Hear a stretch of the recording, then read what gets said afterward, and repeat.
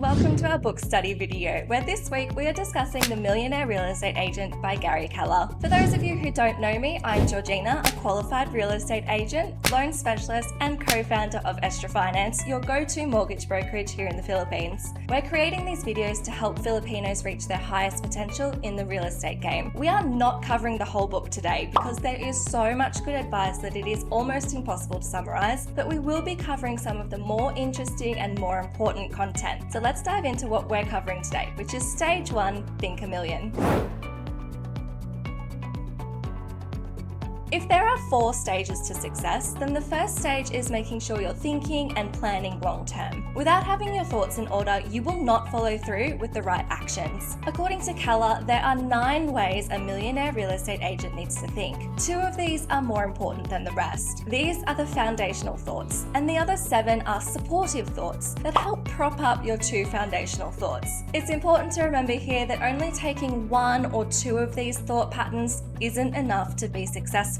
You should aim to implement all of them in order to give yourself the best chance at success. So what are these new thought patterns? I'll chuck them up on the screen for you and we'll go through them one by one.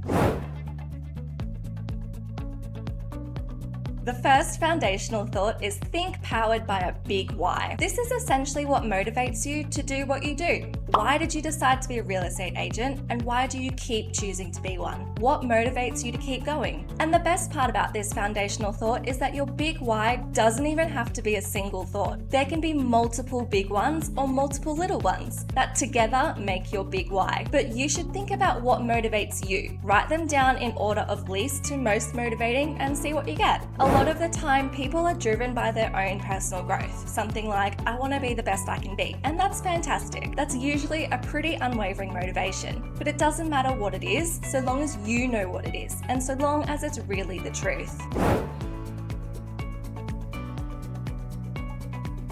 The next foundational thought is think big goals and big models. This is a 2-step process. Now that you know why you're doing what you do, it's time to set a goal and make a plan to help you get there. You'll be able to follow your plan with the 7 remaining supportive thoughts coming next. There are lots of different ways to get to lots of different places. And looking at this diagram, it shows that if you aim to make $2.5 million, you're going to be creating a model that will box you into only being able to make $2.5 million. Now, don't get me wrong, that is a lot of money, but it means that once you've reached this milestone, you'll have to reshuffle things and rework what you've already built to be able to scale effectively. And then you'll have to do it all over again at your next milestone.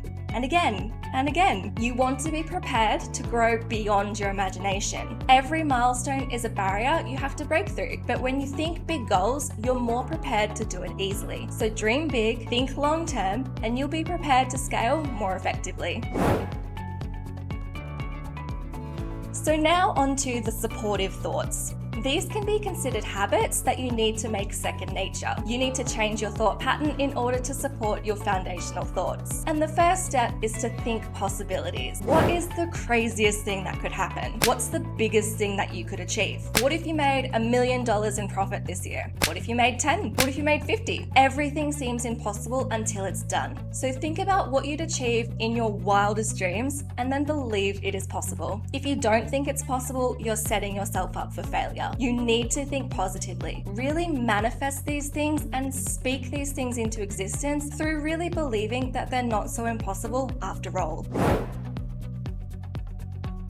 Now that you believe anything is possible and you've set a crazy goal for yourself, how would you go about doing it? It's okay if you don't have access to the things you need to help you succeed right now. For example, an administration team to help you write out contracts or a cold caller to help secure leads. This will come. What's important here is visualizing every step you need to take to build your success. Things are way easier to digest when they're in bite-sized pieces and actionable steps rather than a vague make $1 million in profit this year. Once you've got it written down in an actionable plan, you'll start realizing that it is actually doable.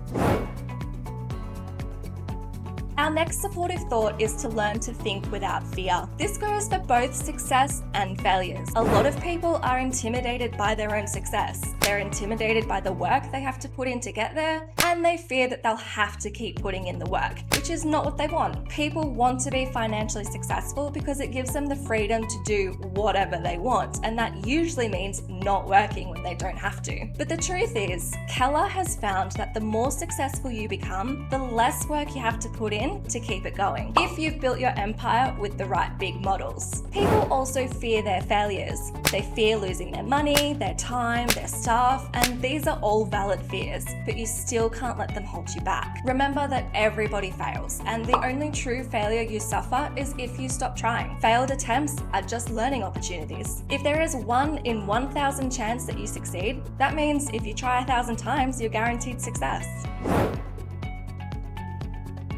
Think progress is a mindset shift. It's not about staying positive exactly, but it's about removing the whole positive, negative attributes from things entirely. If something has an outcome, it's not positive or negative, it's progress. A lot of the time, people let their emotions get the best of them, and when they suffer what they perceive to be a failure, they lose their motivation to keep going and to try again. So instead of letting your emotions rule you, remove the emotions from the situation entirely. Everything you do is in the pursuit of progress. You learn what not to do, or you learn what works. What we perceive to be failures are actually essential to learning, and they shouldn't curb your enthusiasm to reach your goals.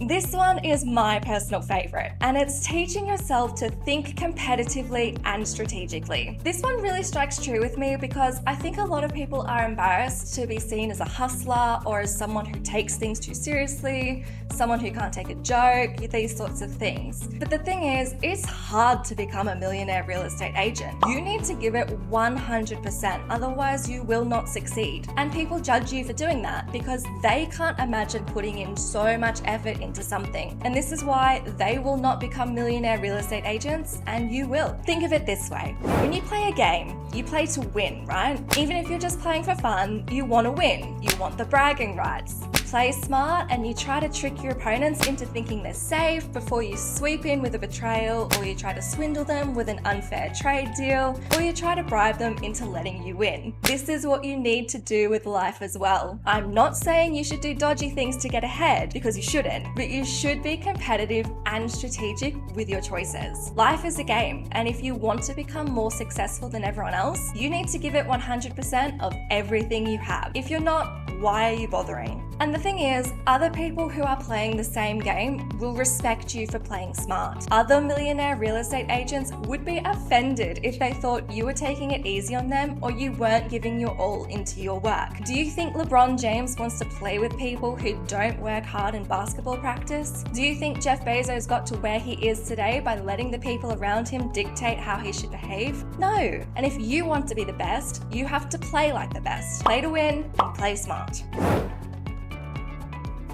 Okay, now that I've gotten off my high horse, there's only 2 more supportive thoughts that you need to know about. Our next one is think standards, and this is about your business. What do you want to be known for? What do you want your staff and your business to prioritize above all else? What are the bare minimums that you will expect? Think about the standards you have for yourself, for your clients, and your work ethic and turnaround time and response times and everything. If you were to grow your business to a stage where you need an office and you need to hire your own staff, how do you want them to behave? How should they present themselves? How will they treat clients? You need to articulate your standards, write them down, and enforce them. For a lot of managers, the hardest part about keeping standards high is really just communicating them effectively. So know what your standards are early and set that precedent by meeting them yourself every day. As you grow in success, and even when you just start out, there's a level of professionalism that your clients expect, right? So give them the best you've got, whether you're dealing with the client yourself or you're responsible for the staff member who is. This goes for phone calls, emails, and face-to-face interactions.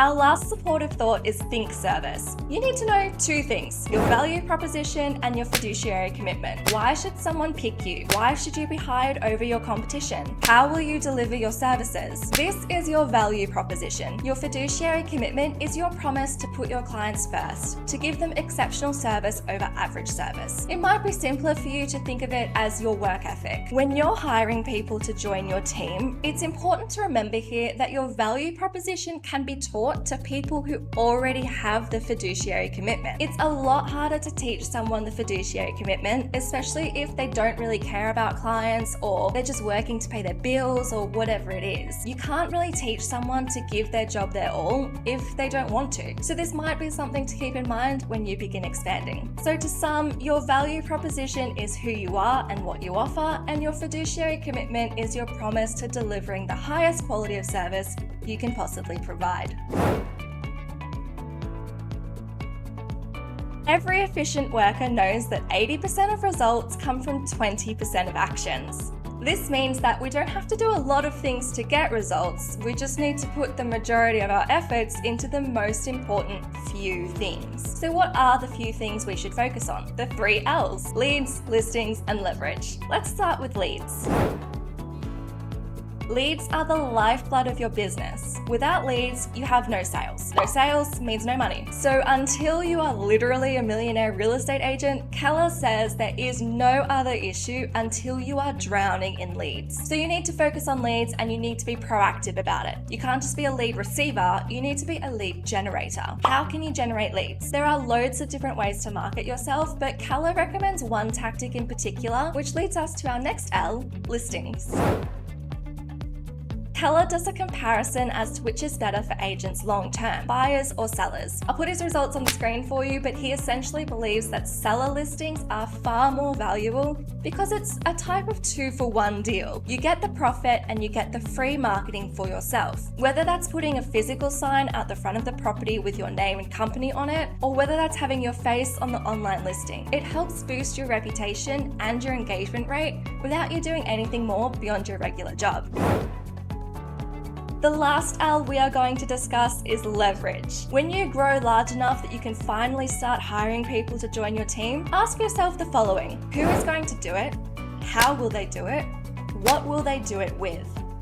Leverage is the who, how, and what of your real estate business when you are not the only one doing it. You start to hire people to join your team when you are no longer able to do it yourself. And you leverage these stuff so you can spend your time doing the most important things to get the money coming in. Hire great people and build the right systems and tools for your business by using the supportive thoughts we spoke about earlier. Specifically, think standards. Remember, it's easier to teach your value proposition to people who already have their own fiduciary commitment than the other way around. As a millionaire real estate agent, you need to know your numbers. You need to know where you're making money and where you need to improve. These 8 goal categories are the numbers you need to know like the back of your hand. For each category, there are 2 sets of numbers you need to know: goal numbers and actual numbers. Your goal numbers are your annual goals, and your actual numbers are measured at least monthly and act as a compass for you to keep track of your progress and help you adjust if you're falling short. For each category, you should set someday, 3-year, 1 year, 1 month, and 1 week goals. So what exactly are you tracking? You're tracking conversion rate. This is how many people chose to engage with you from start to finish so you make money. There are 2 conversions you need to track: buyer appointments and seller appointments. If you know how often clients convert, you know how many appointments you need to book to convert them into listings, to convert them into closed sales. More sales means more income, so track your leads.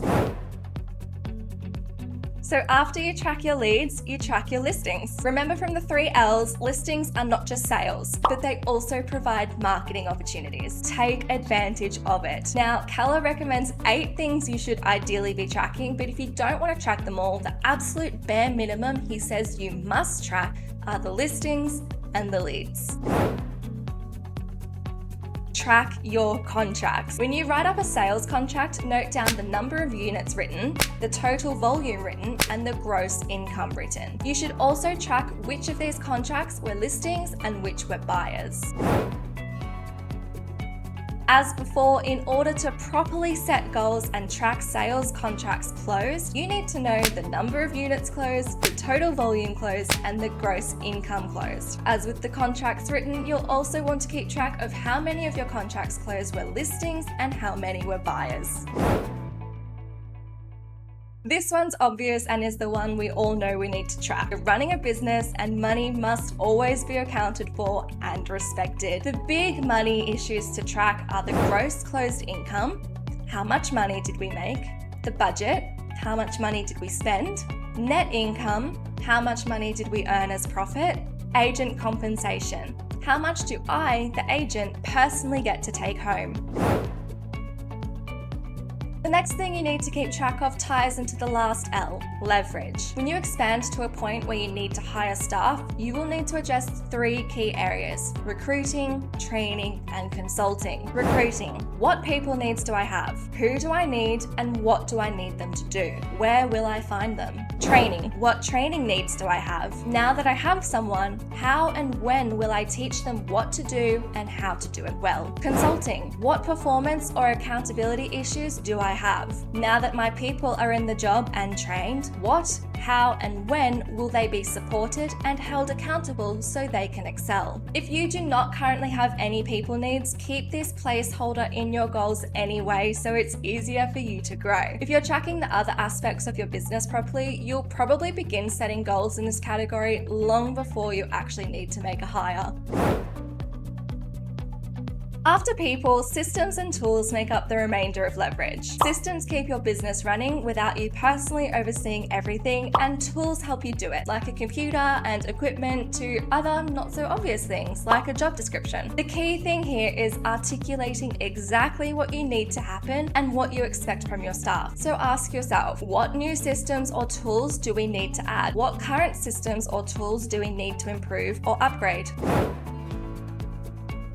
This one is not just about you, but your staff as well. You must always continue learning to stay on top of the latest industry news to serve your clients better. Your personal education goal category will show up in your thinking as: what knowledge do I need to learn? What skills do I need to acquire? What knowledge do the individuals on my staff need to learn? And what skills do they need to acquire? If you want to be a millionaire real estate agent, this is a pretty good checklist to follow to help you get on your way. Implement the 9 ways millionaire real estate agents think, learn the 3 L's, and use the 8 goal categories to set your long-term goals. Now, before I tell you what's coming next, if you've made it this far through the video, you're definitely a real estate agent wanting to make it big, so why not check out our referral program with the link below. We offer unlimited commission for real estate agents who refer clients needing loans to us, so let's partner up and give clients their dream home with their dream loan. As mortgage brokers, it's our job to increase clients' confidence in buying a home by helping them find the best loan on the market for their situation, advising them on exactly what they can afford, and helping them reach their goals faster, whether that's owning 1 home or 10. I have a video on exactly who we are and what we do. If you want to learn more, I will link it on the screen for you. And if you want a guide on how to have the best year of your career in 2024, our ultimate guide containing all the best bits of the books we cover in this series will be available soon. So sign up on our website if you're interested. And since you're down there anyway, like the video and subscribe to the channel for more awesome content.